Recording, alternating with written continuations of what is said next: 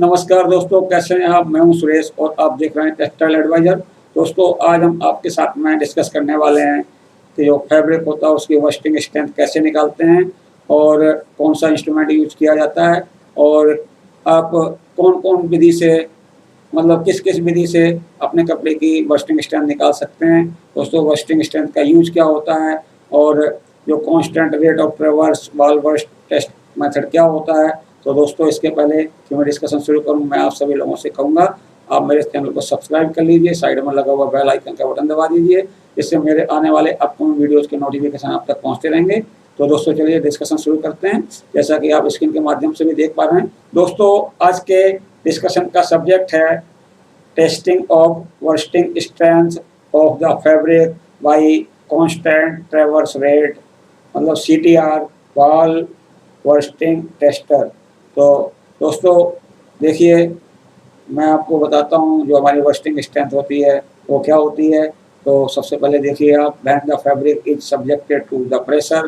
दोस्तों, जब हम किसी कपड़े के ऊपर प्रेशर डालते हैं तो क्या होता है, the fabric begins to expand in all directions. दोस्तों, हमारा जो कपड़ा होता है ऑल पॉसिबल डायरेक्शंस की तरफ एक्सपेंड होना चालू हो जाता है। When the applied pressure increases gradually, जैसे जैसे हमारा प्रेशर बढ़ता है, the fabric begins to burst after crossing the pressure limit। दोस्तों, क्या होता है कि जैसे जैसे हमारा प्रेशर बढ़ता है तो एक प्रेशर लिमिट ऐसी आती है, उसके ऊपर हमारा कपड़ा फटना चालू हो जाता है, बर्स्ट होना चालू हो जाता है। तो this pressure limit is called bursting strength. दोस्तों, इसी प्रेशर लिमिट को हम बोलते हैं bursting strength of the fabric. Thus we can say that the pressure required to burst the fabric surface is termed as bursting strength of the fabric। तो दोस्तों, इस तरीके से हम कह सकते हैं कि जो बर्स्टिंग स्ट्रेंथ होती है कपड़े की, वो एक रिक्वायर्ड प्रेशर होता है। वो कितना होता है कि जब हमारा कपड़ा फटना चालू हो जाता है तो उस रिक्वायर्ड प्रेशर को हम बोलते हैं bursting strength of the fabric. It is measured in pounds पर स्क्वायर इंच और किलोग्राम्स पर स्क्वायर सेंटीमीटर। तो दोस्तों, जो बर्स्टिंग स्ट्रेंथ होती है कपड़े की, उसको या तो हम पाउंड्स पर स्क्वायर इंच में नापते हैं या किलोग्राम्स पर स्क्वायर सेंटीमीटर में नापते हैं। The bursting strength of the fabric is the very important property for parachute fabric. दोस्तों, कपड़े की जो बर्स्टिंग स्ट्रेंथ होती है, ये पैराशूट के कपड़े में बहुत इंपॉर्टेंट हो जाती है। Type of yarn and material used in the fabric, the count and construction of the fabric greatly affect the bursting strength of the fabric। दोस्तों, जो हमारा कपड़ा होता है उसके अंदर कौन सा मटेरियल यूज कर रहे हो, उसके अंदर कौन सी काउंट लगी हुई है और उसका एंड्स पर इंच, पिक्स पर इंच क्या है, ये सारी की सारी बातें हैं या सारे के सारे फैक्टर आपके कपड़े की बर्स्टिंग स्ट्रेंथ को बहुत ज़्यादा अफेक्ट करते हैं। अब दोस्तों देखिए, ये जो आपकी जो फैब्रिक बर्स्टिंग स्ट्रेंथ होती है उसको हम कैसे निकालते हैं। तो दोस्तों, उसके दो तरीके होते हैं। एक होता है fabric bursting strength test by diaphragm burst और दूसरा होता है दोस्तों fabric bursting strength test by constant rate traverse ball bursting tester. तो दोस्तों, आज हम दूसरा वाला मेथड आपको बता रहे हैं और डायाफ्राम वाला मेथड मैं आपको इसके पहले वाले वीडियो में बता चुका हूँ दोस्तों।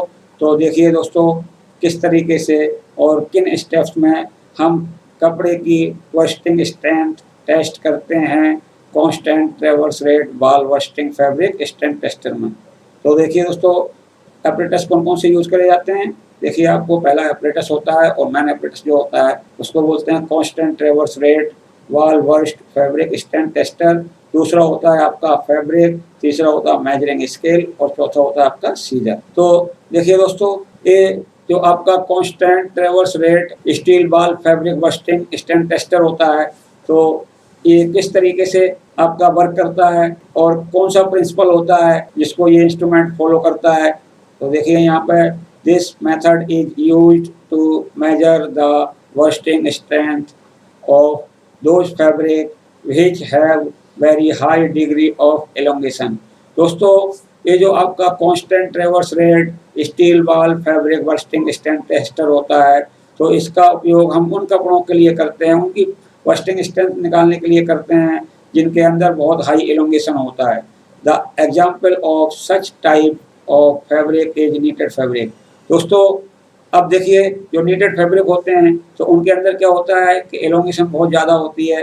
तो इस तरीके के कपड़ों के अंदर हम ये जो इंस्ट्रूमेंट है आपका कांस्टेंट ट्रैवर्स रेट बल वर्स्टिंग स्ट्रेंथ टेस्टर, इसका प्रयोग करते हैं। This instrument works upon constant rate of traverse of A steel ball. दोस्तों ये जो हमारा इंस्ट्रूमेंट होता है तो इसमें क्या होता है कि स्टील बॉल होती है वो कांस्टेंट रेट ऑफ ट्रैवर्स पर ट्रेवल करती है। The steel ball exert bursting pressure upon the specimen at constant traverse rate. तो ये जो हमारी स्टील बॉल होती है वो स्पेसिमेन के ऊपर या फैब्रिक के ऊपर एक कांस्टेंट रेट से प्रेशर अप्लाई करती है, वर्स्टिंग प्रेशर अप्लाई करती है। The bursting strength of the fabric having very high elongation can be tested by this method. दोस्तों हम इस मेथड की सहायता से उन सभी कपड़ों का भी बर्स्टिंग स्ट्रेंथ निकाल सकते हैं इनके अंदर बहुत ज़्यादा एलोंगेशन होता है। अब दोस्तों देखिए स्पेसिमेन प्रिपरेशन। देखिए दोस्तों स्पेसिमेन कैसे प्रिपेयर किया जाता है। Spread the fabric over the table. हम कपड़े को एक फ्लैट टेबल के ऊपर स्प्रेड करते हैं। And cut a disc of 125 square mm। आप क्या करते हैं उस कपड़े से 125 या 125 स्क्वायर mm की एक डिस्क काट लेते हैं।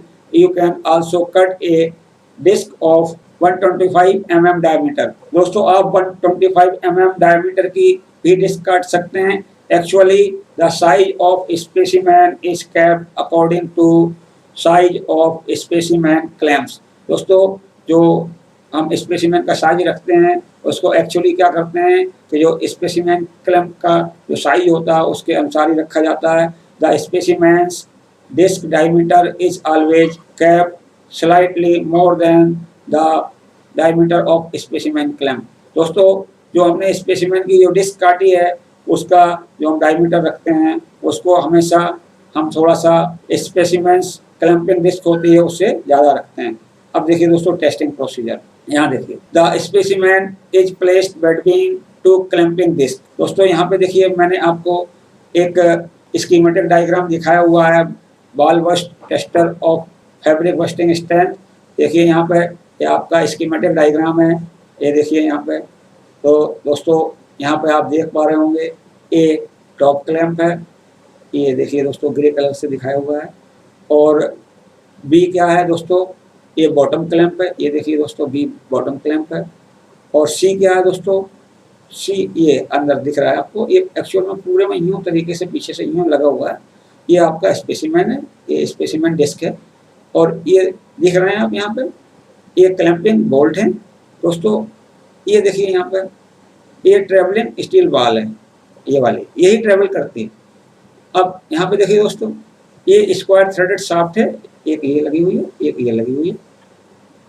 तो दोस्तों यहाँ पे ball ट्रेवर्स mechanism with motor and gear box. दोस्तों ये जो बॉल है इसको ट्रेवर्स करने के लिए यहाँ पे गियर बॉक्स मोटर वगैरह लगे होते हैं, एक मैकेनिज्म होता है कंप्लीट। तो वो क्या करता है कि ये जो हमारे दोनों थ्रेडेड शाफ्ट हैं, एक ये और एक ये, उनको एक डायरेक्शन में घुमाता है और एक साथ घुमाता है। तो घुमाता है तो क्या होता है कि जैसे ये घूमेंगे तो ये तो अपनी जगह पे फिक्स हैं, ये तो कहीं जाएंगे नहीं, ये फ्री है आपकी। ये जो हमारा चैनल है ये ब्लैक वाला ये फ्री होता है, इसके साथ में आपकी स्टील बॉल अटैच्ड होती है, ये है आपकी स्टील बॉल। तो ये जैसे ही घूमेंगे तो क्या होगा दोस्तों कि आपका जो स्टील बॉल है वो नीचे की ओर आना चालू हो जाता है।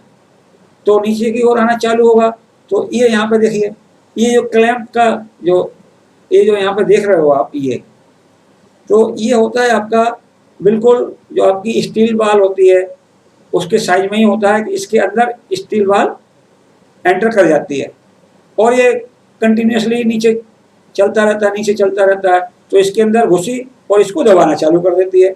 जब इसको दबाती है तो दबाने के बाद में क्या होता है कि एक पोजीशन ऐसी आती है कि आपका कपड़ा वस्ट हो जाता है। और वस्ट होता है तो हमारे इस मैकेनिज्म के अंदर एक लोड सेल लगा होता है।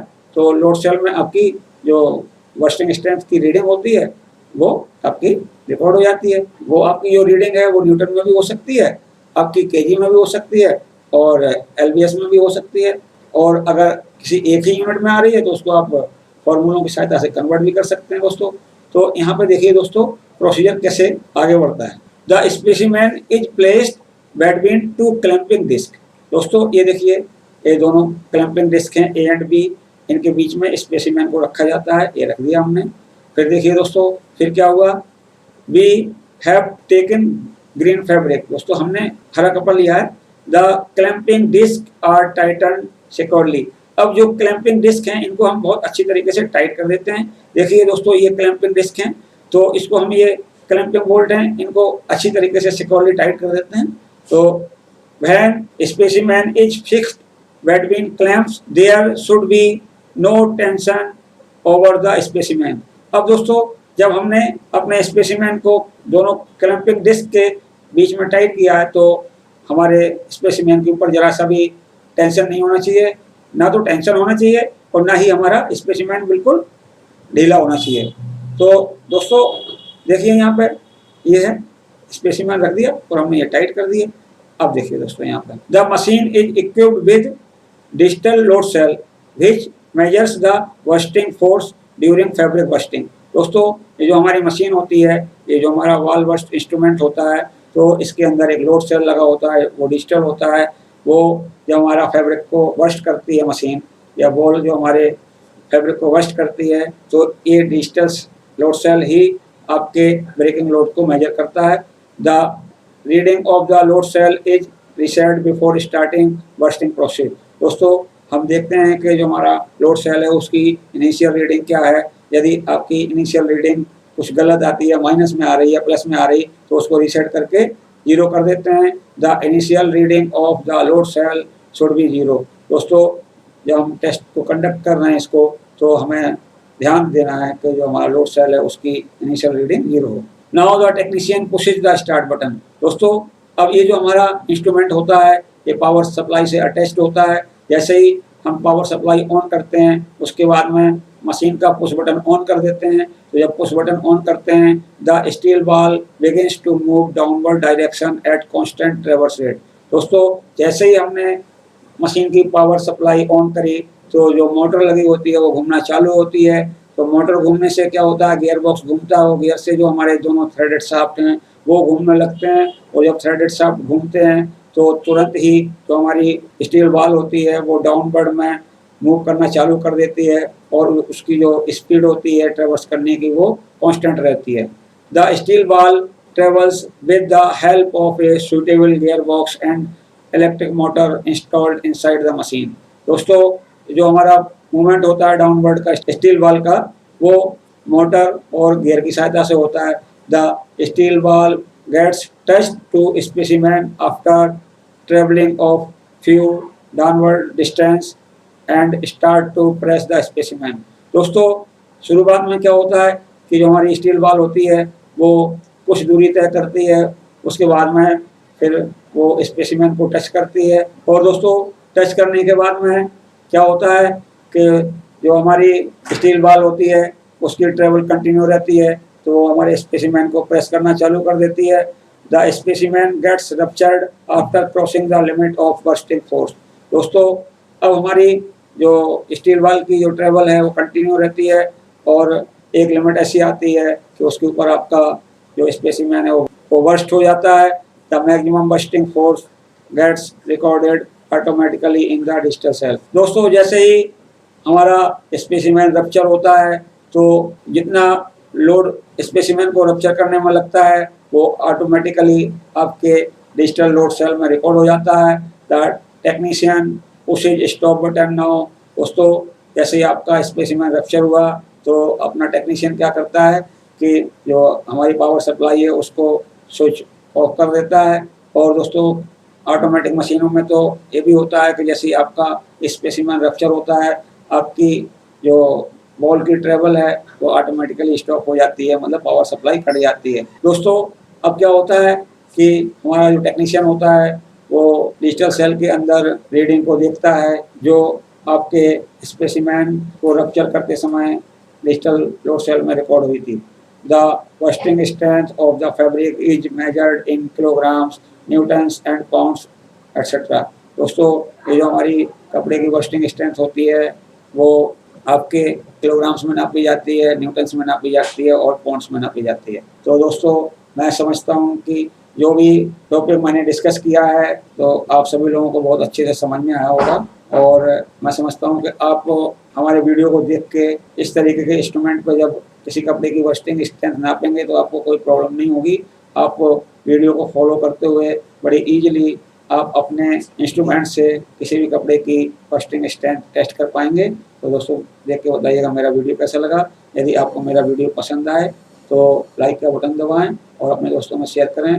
दोस्तों यदि आपने अभी तक मेरे चैनल को सब्सक्राइब नहीं किया है तो कृपया मेरे चैनल को सब्सक्राइब कर लीजिए, साइड में लगा हुआ बेल आइकन का बटन दबा दीजिए, जिससे मेरे आने वाले अपकमिंग वीडियो के नोटिफिकेशन आप तक पहुँचते रहेंगे।